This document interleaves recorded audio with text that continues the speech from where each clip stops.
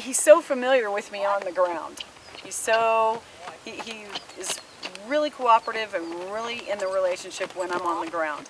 This work that we're doing now, which I again call the multitasking, he's learning how to be in relationship with me, sitting on his back, having a bit and a bridle on his head and reins in my hands, and so that was today's work, was continuing to fine-tune that so that we can do a dressage test successfully. And then from the dressage test, the freestyle will come pretty easily, because he'll be doing what we do in dressage, just more of a freestyle looking ride with the music. The couple of sticking points that he has are about being able to stay between the reins, between my legs, and communicating with me in more than one way.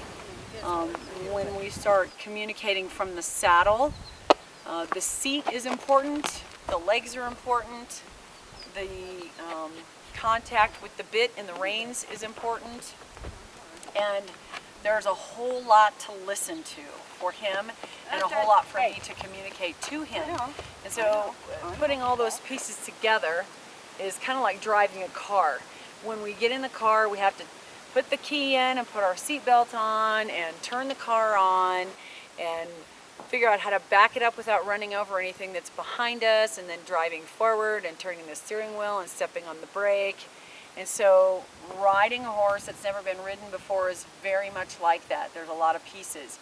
So when we had some sticking places of, a lot was over here when he was coming around and he wanted to move way off the rail, almost turn left when we were going to the left.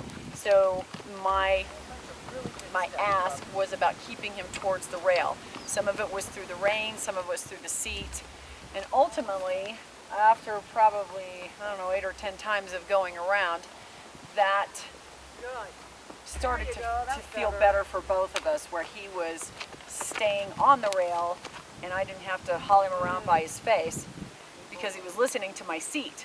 But that's where those pieces come together.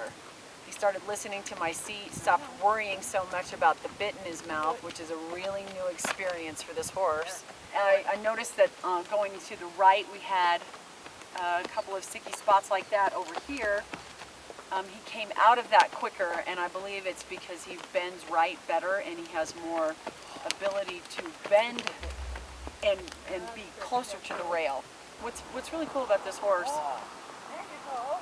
and I believe about most Mustangs, is each time they sort it out for themselves, they just do it. I feel like we've come a long way since the ropes between his legs, where he thought he was being consumed by a really big snake. And now the ropes between his legs don't bother, and now the next big snake is the reins and the communication from the saddle.